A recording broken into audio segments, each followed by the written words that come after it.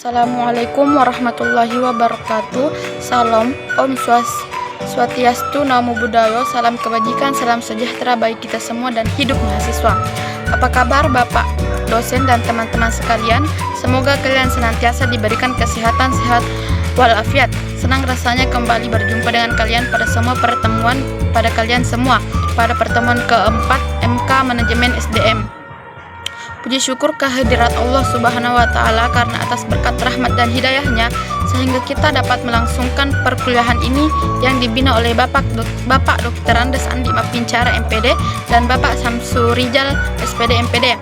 Tak lupa pula salawat serta salam senantiasa kita curahkan kepada junjungan Nabi besar kita Nabi Muhammad SAW beserta keluarga dan para sahabatnya. Sebelumnya izinkan kami memperkenalkan diri. Kami dari kelompok 1, saya atas nama Ainur Rahima dan juga ada saudari Fatma, saudari Nur Faisa, saudari Nurul Istiqomah, dan yang terakhir Fitria Utami Rahman. Baik, langsung saja untuk mengefisienkan waktu, kami dari kelompok 1 akan menyajikan dan mengemukakan hasil kerja kelompok kami dengan judul Rekrutmen dan Seleksi Pegawai. Sebelum kita masuk ke dalam pembahasan materi, terlebih dahulu kita akan mengetahui materi pembelajaran pada hari ini, yaitu materi mengenai rekrutmen dan seleksi pegawai. Baiklah, kita masuk kepada materi pertama mengenai pengertian rekrutmen.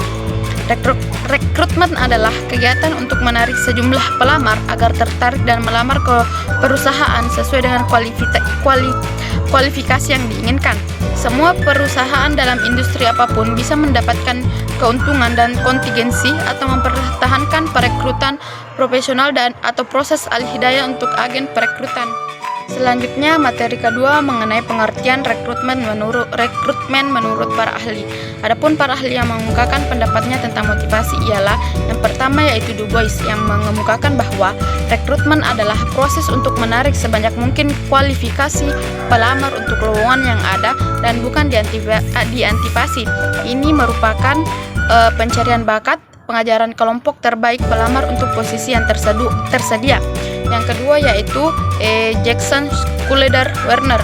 Perekrutan atau rekrutmen adalah mencari dan mendapatkan pelamar berkualitas bagi perusahaan untuk mengisi jabatan yang kosong. Yang ketiga yaitu Raymond Ano DKK. Menurut SDM didefinisikan sebagai praktik atau aktivitas apapun yang dijalankan oleh organisasi untuk mengidentifikasikan dan menarik para karyawan potensial. Yang terakhir yaitu Hadari Nawawi. Rekrutmen atau penarikan adalah proses mendapatkan sejumlah calon tenaga kerja yang qualified untuk jabatan atau pekerjaan utama produk ini dan penunjangnya di lingkungan atau organisasi atau perusahaan. Sebelumnya, perkenalkan, nama saya Nurul Istiqomah yang akan melanjutkan materi yang telah dipaparkan oleh saudari Fatma. Selanjutnya kita beralih pada materi ketiga menyangkut tujuan rekrutmen. Dalam praktiknya, pelaksanaan rekrutmen memiliki beberapa tujuan yang ingin dicapai, yaitu yang pertama, memperoleh sumber tenaga kerja yang potensial. Artinya, yang melamar ke perusahaan benar-benar pelamar yang memiliki potensial yang diharapkan perusahaan. Yang kedua, memperoleh sejumlah pelamar yang memenuhi kualifikasi. Artinya, yang melamar ke perusahaan benar-benar pelamar yang memenuhi kualifikasi yang diisyaratkan. Selanjutnya yang ketiga, menentukan kriteria minimal untuk calon pelamar. Artinya, pelamar harus benar-benar memenuhi persyaratan yang diinginkan perusahaan. Kemudian yang terakhir, yang keempat, yaitu untuk kebutuhan seleksi. Artinya, dengan memperoleh pelamar yang memiliki kualifikasi yang melimpah, maka proses seleksi akan lebih mudah karena memiliki banyak pilihan. Kemudian materi keempat yaitu prinsip rekrutmen. Ada beberapa prinsip rekrutmen, diantaranya yang pertama, mutu karyawan yang akan direkrut harus sesuai dengan kebutuhan yang diperlukan untuk mendapatkan mutu yang sesuai. Untuk itu sebelumnya perlu dibuat. Yang pertama itu analisis pekerjaan, merupakan sebuah proses penyelidikan yang sistematis untuk memperoleh informasi mengenai kualifikasi pekerjaan dan pekerjanya. Proses ini meliputi pemberian informasi, posisi atau jabatan dalam perusahaan yang kosong. Kemudian yang kedua yang perlu dibuat itu yaitu deskripsi pekerjaan, yang merupakan proses menghimpun dan mengolah informasi mengenai pekerjaan. Selanjutnya, prinsip yang kedua mengenai jumlah karyawan yang diperlukan harus sesuai dengan job yang tersedia. Untuk mendapatkan hal tersebut, perlu dilakukan peramalan kebutuhan tenaga kerja dan analisis terhadap kebutuhan tenaga kerja atau workforce analysis. Selanjutnya, prinsip yang ketiga yaitu biaya yang diperlukan diminimkan. Kemudian yang keempat, perencanaan dan keputusan-keputusan strategis tentang perekrutan. Selanjutnya, poin kelima mengenai prinsip yaitu flexibility adalah proses pelaksanaan rekrutmen yang berjalan sesuai metode dan tidak membosankan. Kemudian yang terakhir, prinsip yang keenam yaitu pertimbangan hukum. Selanjutnya dapat kita lihat materi kelima mengenai kendala dalam rekrutmen. Proses perekrutan bukanlah suatu kegiatan yang mudah dan sederhana. Banyak hambatan yang ditemukan dalam kegiatan tersebut. Kendala-kendala dalam proses perekrutan antara lain, yang pertama, karakteristik organisasi. Karakteristik organisasi akan menentukan desain dan pelaksanaan sistem rekrutmen dalam organisasi. Kemudian yang kedua, tujuan dan kebijakan organisasi. Tujuan organisasi adalah ingin mencapai penggunaan sumber daya manusia yang efektif dan efisien. Semakin dekat organisasi dengan tujuannya, semakin efektif organisasi itu dalam mengendalikan program perekrutan karyawan. Selanjutnya, kendala yang ketiga yaitu kondisi lingkungan eksternal organisasi. Kondisi lingkungan akan mempengaruhi nasib organisasi secara keseluruhan, karena sebagai suatu sistem, organisasi akan berinteraksi dengan lingkungannya. Kemudian kendala yang keempat yaitu biaya rekrutmen organisasi. Biaya yang dibutuhkan dalam proses rekrutmen bisa cukup besar, yang mungkin tidak tersedia dalam anggaran organisasi.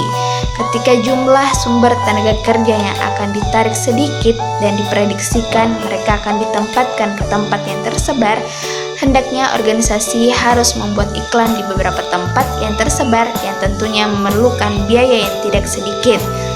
Selanjutnya, kendala yang kelima yaitu kompensasi. Kompensasi ini bisa bertindak sebagai perangsang atau insentif untuk menarik calon tenaga kerja. Kemudian yang keenam, kebiasaan rekrutmen. Kebiasaan perekrutan pada masa lalu yang dianggap sudah baku dan dilakukan berulang-ulang dan mampu meningkatkan keahlian seorang perekrutan dapat berjalan lebih baik. Oleh karena itu, para pelaksana perekrutan hendaknya menerima masukan yang positif maupun negatif agar tidak bergantung pada kebiasaan yang buruk yang sudah terbentuk. Kemudian yang ketujuh, yaitu kendala dalam hal pasar tenaga kerja. Dengan memahami kondisi pasar tenaga kerja akan membantu manajemen untuk menaksir penawaran tenaga kerja yang tersedia untuk diterima sebagai karyawan. Pasar tenaga kerja merupakan wilayah di mana penawaran dan permintaan bertemu dan mempengaruhi terbentuknya harga tenaga kerja. Kemudian yang terakhir, kendala yang terakhir berupa tuntutan tugas. Kendala terakhir yang perlu dipertimbangkan oleh para pencari tenaga kerja ialah tuntutan tugas yang kelak yang akan dikerjakan oleh para pekerja baru itu. Tidak ada yang menyangka bahwa mencari tenaga kerja yang sudah berpengalaman biasanya lebih sukar dibandingkan mencari tenaga kerja yang baru saja menyelesaikan pendidikan formalnya. Kemudian kita beralih pada materi ke-6 tentang tahap proses rekrutmen dan seleksi pegawai, yaitu proses pencarian calon karyawan yang untuk ditempatkan dalam suatu jabatan tertentu dalam suatu perusahaan atau organisasi. Pada umumnya memiliki proses rekrutmen atau pencarian calon karyawan serta seleksi atau pemilihan calon karyawan yang secara rinci meliputi kegiatan di bawah ini. Yang pertama itu proses rekrutmen. Ada banyak cara yang bisa kita pakai, yaitu yang pertama memasang iklan di berbagai media cetak seperti koran, majalah, tabloid, atau di radio dan televisi. Kemudian pendekatan langsung ke sekolah. universitas, lembaga-lembaga pendidikan kejuruan, atau pusat-pusat kursus para karyawannya sendiri yang akan mengajukan kenalan atau anggota keluarganya yang dapat mereka jamin kebaikan kerjanya. Kemudian yang ketiga itu pencari kerja melamar sendiri di perusahaan-perusahaan. Selain proses rekrutmen, ada juga proses seleksi calon karyawan. Ada beberapa caranya. Yang pertama, seleksi surat-surat lamaran. Yang kedua, wawancara awal. Yang ketiga, ujian, psikotes, dan wawancara. Yang keempat, penilaian akhir. Yang kelima, pemberitahuan dan wawancara akhir. Yang terakhir yaitu penerimaan. Selanjutnya pada slide ke-10 ini membahas mengenai pengertian seleksi. Seleksi adalah proses untuk memilih calon karyawan yang sesuai dengan persyaratan atau standar yang telah ditetapkan. Dapat kita lihat pada slide ke-11 ini mengenai pengertian seleksi menurut para ahli dibagi menjadi 3, yaitu menurut De Leeuder pada tahun 1981. Seleksi adalah sebuah proses ketika calon karyawan dibagi menjadi 2 bagian, yaitu yang akan diterima atau yang akan ditolak. Selanjutnya, menurut Melayu Hasibuan, merupakan suatu kegiatan pemilihan atau penentuan pelamar yang akan diterima atau ditolak untuk menjadi karyawan perusahaan. Seleksi ini didasarkan kepada spesifikasi tertentu dari setiap perusahaan bersangkutan. Selanjutnya, menurut Faisal Rival pada tahun 2008, seleksi adalah kegiatan dalam manajemen sumber daya manusia atau SDM yang dilakukan setelah proses rekrutmen selesai dilaksanakan. Hal ini berarti telah terkumpul sejumlah pelamar yang memiliki syarat untuk kemudian dipilih mana yang dapat diterima sebagai karyawan dalam suatu perusahaan. Proses pemilihan ini yang dinamakan seleksi. Selanjutnya kita beralih pada materi ke-9 yaitu tujuan seleksi pegawai. Yang pertama, mendapatkan karyawan yang jujur dan memiliki moral yang baik. Artinya, yang utama bagi perusahaan adalah memperoleh karyawan yang jujur dan memiliki moral atau perilaku yang baik. Kemudian yang kedua, mendapatkan karyawan yang mau dan mampu. Artinya, karyawan yang mau dan mampu melakukan tugas-tugas yang dibebankannya. Kemudian yang ketiga, mendapatkan karyawan yang rasa memiliki perusahaan. Artinya, rasa memiliki ini akan ikut mendorong karyawan bekerja lebih baik, bahkan karyawan akan merasa bangga bekerja di perusahaan tersebut. Kemudian yang keempat, mendapat karyawan yang loyal dan integritas tinggi. Artinya, mendapatkan karyawan yang memiliki kesetiaan kepada perusahaan seperti tidak membongkar rahasia perusahaan kepada pihak manapun, kemudian berusaha menunjukkan dan membela kepentingan perusahaan jika ada yang mencoba untuk berbuat tidak baik terhadap perusahaannya. Kemudian yang kelima yang terakhir yaitu tujuan mendapatkan karyawan yang memiliki inovasi dan motivasi. Artinya, dengan seleksi yang baik akan memperoleh karyawan yang inovatif guna mengembangkan produk perusahaan. Demikian pula harapannya agar motivasi karyawan untuk mengerjakan atau memajukan perusahaan sangat kuat. Kemudian pada materi ke-10 mengenai cara pengadaan seleksi pegawai. Ada beberapa cara seleksi dalam pengadaan pemilihan tersebut. Menurut Dr. Andes Manulang, dibagi menjadi 2 cara seleksi, yaitu seleksi ilmiah dan seleksi non-ilmiah. Seleksi ilmiah adalah cara seleksi yang berdasarkan pada data yang diperoleh dari job specification, sehingga dengan demikian persyaratan-persyaratan yang ditentukan harus dapat dipenuhi oleh calon karyawan atau pegawai agar benar-benar sesuai dengan keinginan organisasi. Yang kedua, cara non-ilmiah. Cara kedua ini pada umumnya banyak digunakan di negara-negara berkembang, seperti di negara kita sendiri. Cara non-ilmiah ini di samping didasarkan pada data di atas, sering ditambah dengan faktor-faktor lain, seperti bentuk tulisan dalam lamaran, yang kedua, cara berbicara dalam wawancara, dan yang ketiga, tampang atau penampilan. Adapun materi ke-11 mengenai teknik seleksi pegawai. Terdapat 2 teknik dalam seleksi pegawai. Yang pertama, teknik seleksi menggunakan interview. Interview atau wawancara lazim digunakan dalam proses seleksi calon pegawai atau karyawan. Yang kedua, teknik seleksi menggunakan Assessment Center. Merupakan sebuah proses penilaian atau rating yang dinilai dan isinya diarahkan sedemikian rupa sehingga kita dapat meminimalisasikan timbulnya penyimpangan atau bias yang sangat mungkin terjadi, sehingga dapat dipastikan kandidat tenaga kerja yang terlibat dalam proses penilaian tersebut memperoleh suatu kesempatan yang Akhirnya kita sampai pada pembahasan materi yang terakhir mengenai tahapan seleksi. Yang pertama, mengidentifikasi jabatan yang kosong beserta jumlah karyawannya. Hal yang pertama yang wajib dilakukan dalam langkah-langkah melakukan seleksi karyawan adalah mencari jabatan kosong serta memberi informasi mengenai jumlah karyawan yang dibutuhkan. Jabatan kosong bisa disebabkan oleh beberapa faktor, mulai dari karyawan pensiun, terkena PHK, ataupun dari pengajuan pengunduran diri. Kemudian yang kedua, menganalisa jabatan. Pada langkah selanjutnya juga dilakukan dengan hati-hati, yakni melihat serta menganalisa jabatan apa yang sedang kosong.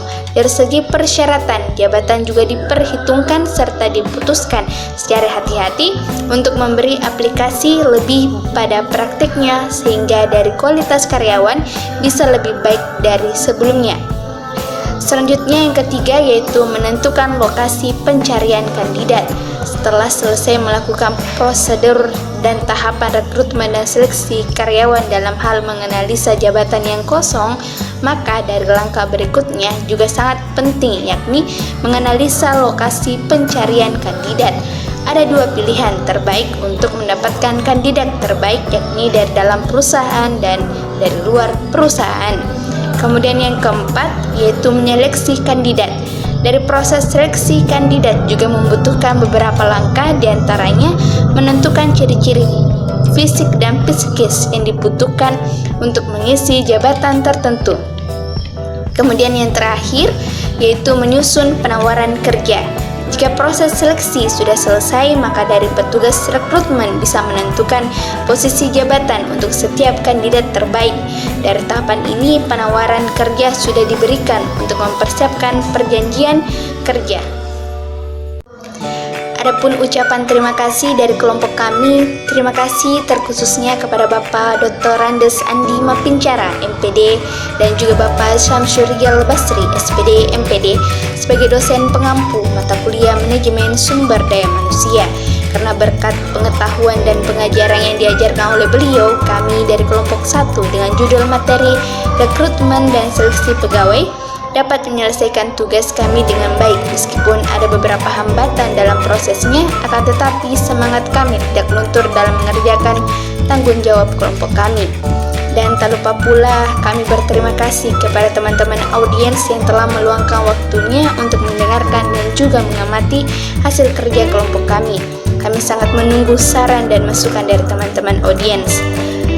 Sekian dan terima kasih. Jika ada kesalahan kata ataupun kesalahpahaman materi, kami minta maaf karena kami hanya manusia biasa yang tak luput dari kesalahan, dan sesungguhnya kesempurnaan hanya milik Allah Subhanahu wa Ta'ala.